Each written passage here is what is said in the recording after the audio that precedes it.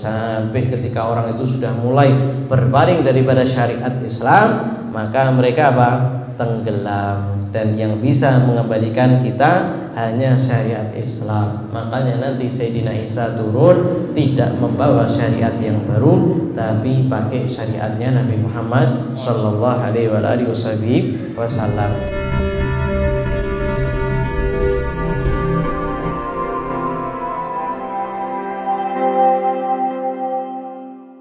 Alhamdulillah, kita sudah masuk di bulan Maulid Nabi Muhammad sallallahu alaihi wasallam.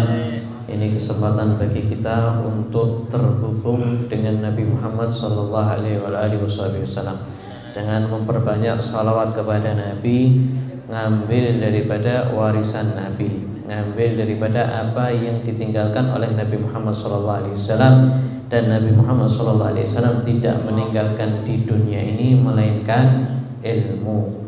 Nabi Muhammad SAW mengatakan, sesungguhnya kami para nabi tidak mewariskan dinar atau dirham, akan tapi mewariskan ilmu. Sehingga kita sudah terhubung sama Nabi, kita sebagai umat Nabi Muhammad SAW sudah pasti punya hubungan. Kita umatnya Nabi Muhammad SAW, tapi kita bisa lebih untuk terhubung dengan Nabi. Dikenal oleh Nabi Muhammad SAW, dan Nabi Muhammad SAW mengatakan sesungguhnya kita itu, kata Nabi Muhammad SAW, bahwasanya Nabi Muhammad SAW itu tahu daripada umatnya sesuai dengan berapa banyak umat tersebut bersalawat kepada Nabi. Kalau sering salawat sama Nabi, maka Nabi Muhammad SAW akan kenal sama kita, karena salawat kita itu disampaikan oleh Allah Subhanahu Wa Taala kepada Nabi Muhammad SAW. Itu salah satu bentuk hubungan.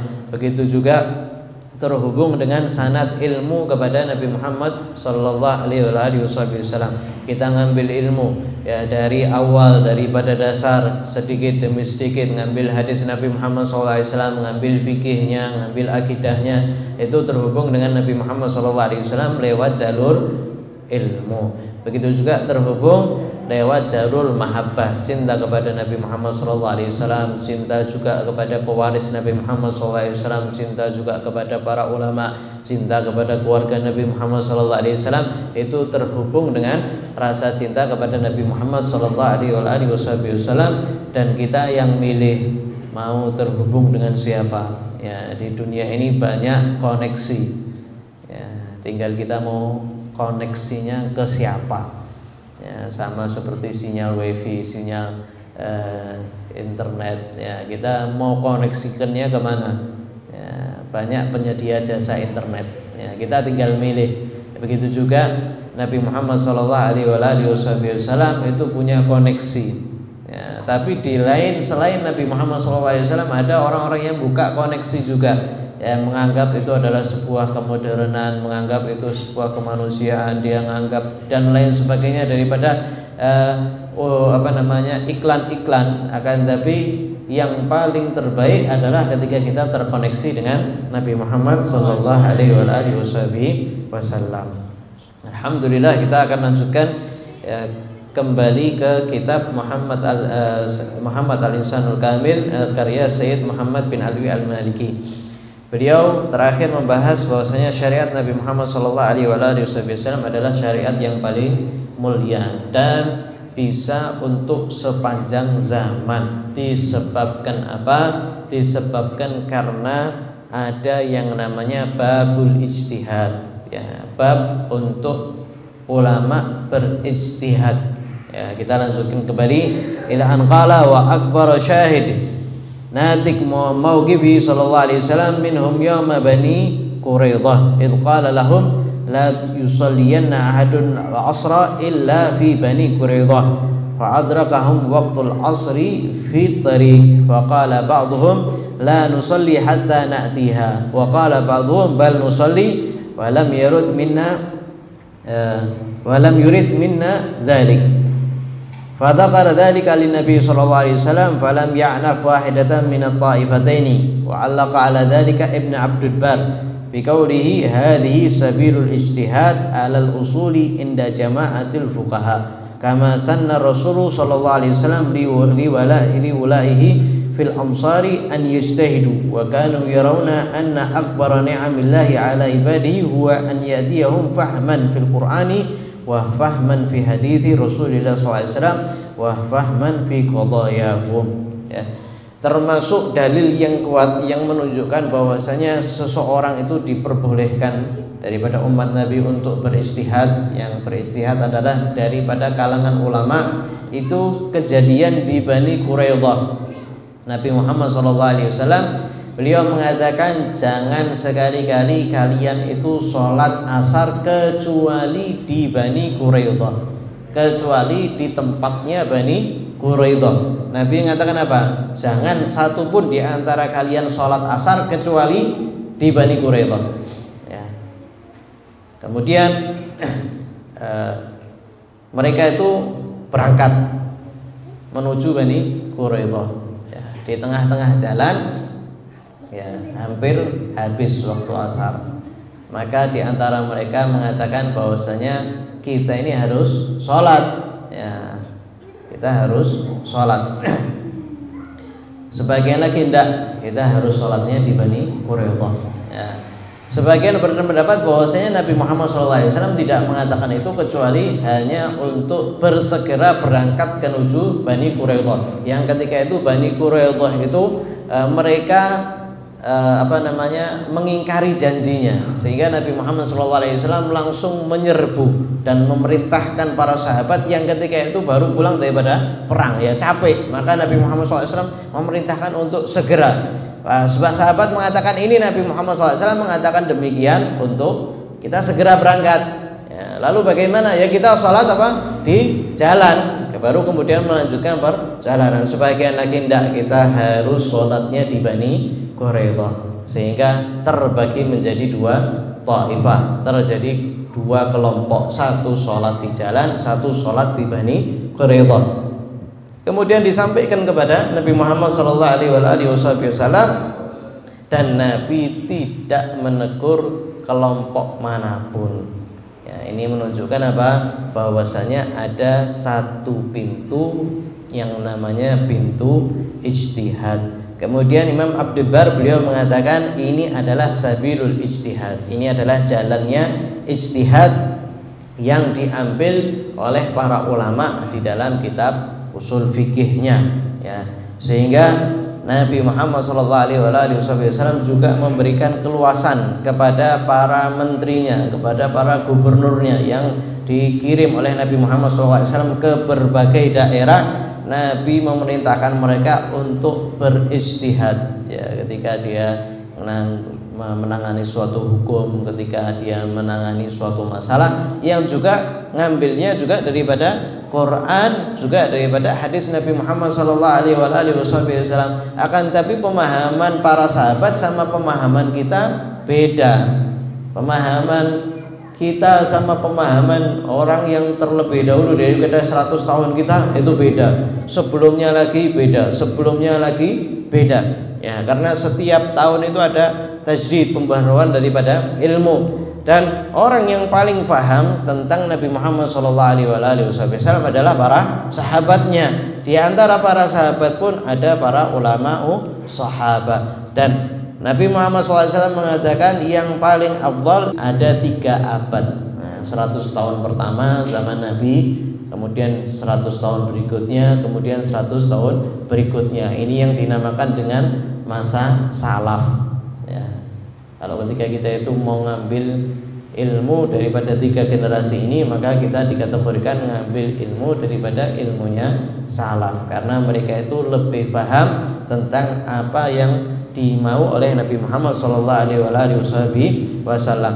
Setelah itu mereka itu berijtihad, ya, sesuai dengan apa? Pemahaman mereka. Yang berijtihad siapa? Ya para ulama, ya, para mujtahidin seperti Imam Hanafi, Imam Syafi'i, Imam Malik, Imam Ahmad.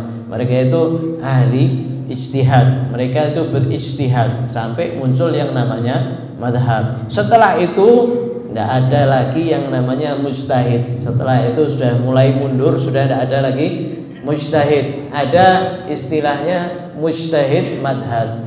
Ya, dia berijtihad tapi masih di dalam koridor madhab Imam Syafi'i. Itu juga babnya, tapi tidak langsung ngambil daripada Quran dan Sunnah, tapi ngambil daripada usulnya fikih Syafi'i, pendapat Imam Syafi'i, pendapat daripada santri-santrinya Imam Syafi'i, baru mereka kemudian menentukan. Ada juga lagi yang tarjih, ya, yang menentukan ini pendapat yang lebih kuat, ini pendapat yang tidak lebih kuat. Itu ya tidak sampai ke level apa mujtahid, ya, tapi gara-gara bab ijtihad ini syariat Islam bisa sampai sekarang.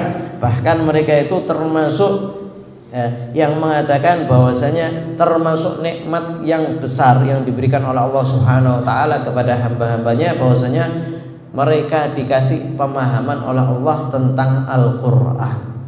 Ya, jadi Quran sudah tidak turun lagi, tapi pemahamannya selalu diperbaharui lewat para ulama al-asfiyah yang hatinya bersih, yang betul-betul terhubung dengan Allah, terhubung dengan Rasulullah SAW, dan setiap zaman itu ada, ya, istilahnya mujaddidul asr, ya, pembaharu setiap zaman. Mereka itu memperbaharui daripada penerapan daripada agama Islam. Ya, tapi semuanya juga ngambil daripada syariat Nabi Muhammad SAW.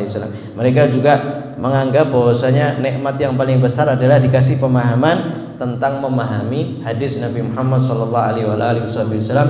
Juga mereka senang, bangga, dan bahagia ketika mereka itu dikasih pemahaman oleh Allah Subhanahu wa taala tentang ketika mereka itu berhasil menyelesaikan suatu permasalahan. Ya, ini termasuk nikmat yang besar daripada Allah Subhanahu wa taala. Nah, kita ini juga nikmat. Ya, kita ini tidak bisa istihad. Kita itu tinggal ngikut sama ulama. Ya, jangan ngambil daripada Al-Quran dan hadis langsung. Ngambil daripada Al-Quran hadis langsung, akhirnya bingung. Oh, ini ada hadis mengatakan ini tidak diperbolehkan, ini makruh. Oh, ini ada hadis ini mengatakan boleh. Nah, sedangkan kita itu tidak melihat seluruh hadis. Kalau melihat seluruh hadis, ada toriknya, ada jalannya, ada sanadnya. Kita perlu melihat daripada jalurnya rame, ya, panjang. Maka lebih baik kita ngikuti para ulama. Dan para ulama mereka alhamdulillah mereka itu mengarang kitab, mereka itu menulis kitab, ya. Seperti sekarang kita baca kitab Muhammad Al-Insanul Kamil, beliau Sayyid Muhammad bin Ali Al-Maliki sudah ada, ya, sudah intakal ila rahmatillah, sudah meninggal dunia. Akan tapi kita masih bisa mengambil manfaat daripada beliau. Begitu juga banyak ulama yang membahas tentang sirah Nabi, tentang hadis, tentang usul, tentang wiratha, tentang fikih, tentang usul fikih. Itu semuanya ditulis oleh para ulama dan biasanya ada bahasa tajdid. Ya, jadi kalau kita baca kitab yang terdahulu, ya, kita bingung bacanya karena bahasanya angel, sulit. Ya, maka ada ulama berikutnya yang dia paham, ditulis dengan bahasa yang baru, ditulis dengan bahasa yang lebih bisa diterima oleh kalangan di zaman sekarang. Nah, kalau kita kembalinya ke kitab yang terdahulu, angel, bahasanya sulit, juga ada istilah-istilah yang belum kita pahami, ada bahasa-bahasa yang sulit, ya, atau yang jarang diketahui atau yang jarang dipakai, ya, makanya diperbarui oleh para ulama. Ya, ada sirah Nabi, yang ngarang sirah Nabi Muhammad SAW itu banyak sekali. Tapi setiap masa itu ada yang nulis ulang lagi dengan bahasanya sendiri, sebagaimana Sayyid Muhammad bin Ali Al-Maliki. Wa bihadzal fahm al-kamil li ruhil Islam wa bihadzal ijtihad muttasil fi yusrin wa samaha. Falaqatan sayyirut tashri' al-islami tatawurat al-muslimin min al-jazirah al-arabiyyah ila suhulil ardi wa kimami jibaliha aina makanat al-hayah.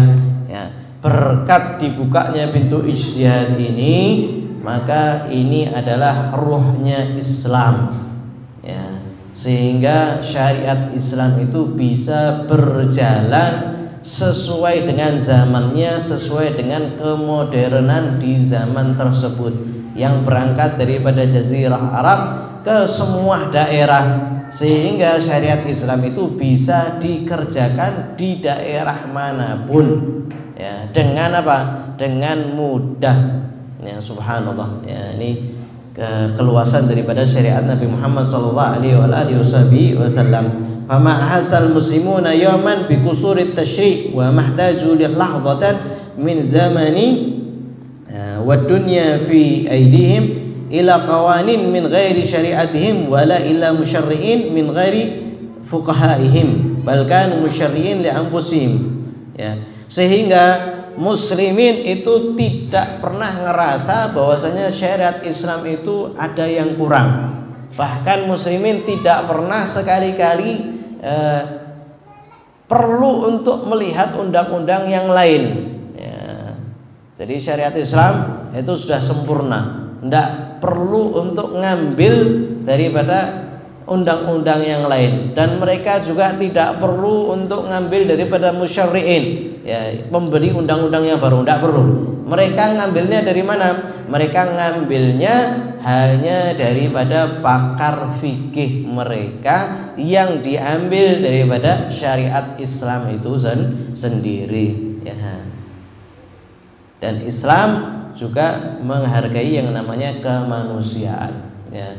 Bahkan di sini hatta la yaqul Wells, ya, ini kayaknya tokoh barat ini, ya, tidak tahu ini bahasanya Wells.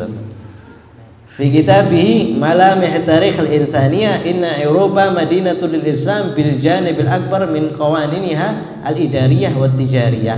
Al-Wells ini beliau mengatakan di dalam kitabnya Malamih Tarikh al-Islam bahwasanya Eropa itu salah satu daripada kota Islam karena idariyahnya itu apa? Manajemennya itu, dan juga tijarahnya, perdagangannya itu banyak ngambil daripada konun-konun Islam. Ya, dunia barat pun juga awalnya juga ngambil daripada Islam. Dan dari syariat Islam itu diperintahkan untuk menutup setiap mungkin ada rambut yang jatuh. Jadi kalau misalkan mau operasi itu biasanya ada yang dipakai hijau-hijau di kepala, ya.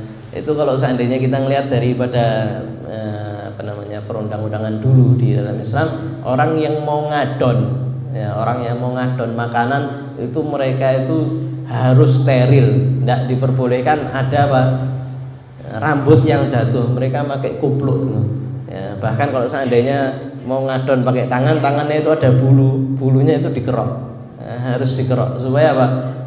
Supaya tidak jatuh kotoran ke makanan tersebut. Dan banyak lagi daripada berbagai macam athar atau jejak Islam yang ada di Eropa, ya. Kita ngelihat kalau misalkan kita mau buka di internet, ya, banyak sekali athar daripada ilmu Islam yang ada di dunia barat.